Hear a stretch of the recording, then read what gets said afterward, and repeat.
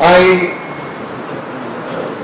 lived in Bangladesh full-time between 2010 and 2017 as a journalist, and throughout that period of time I got to understand the increasing authoritarianism of the Awami League government.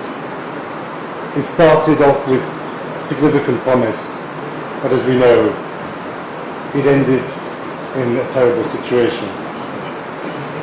I met a man first in the context of the International Crimes Tribunal.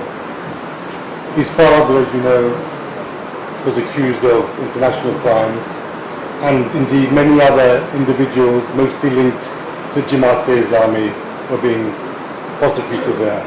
It was in fact during the course of the first trial at the International Crimes Tribunal, the case against Delwar Saidi, that probably the first notorious disappearance took place, and that of Shukujan Bari, who was a witness, a defense witness in the trial of Delwar Hussain Saidi, who was literally picked up outside the gates of the International Crimes Tribunal, taken away, secretly detained, eventually taken over the border into India, and was jailed in India.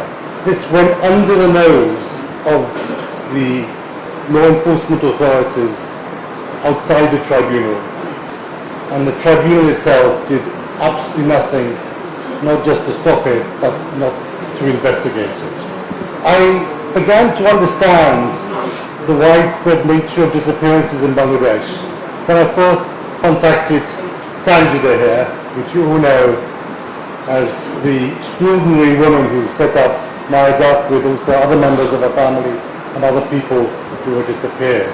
I met her in her house, and she told me the story about the disappearance of her brother, Shimon, and not just the disappearance of him, but the disappearance of 20 other people in a 2-week period, all BNP activists, in the month before the January 2014 election.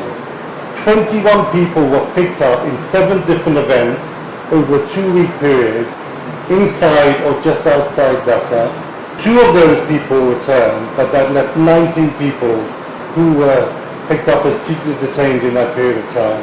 And whilst we remember the joy, and we have the joy that Rahman has come back from his ordeal, those families still have no closure because their sons, their brothers remain disappeared, and it's a tremendous sadness that remains the case.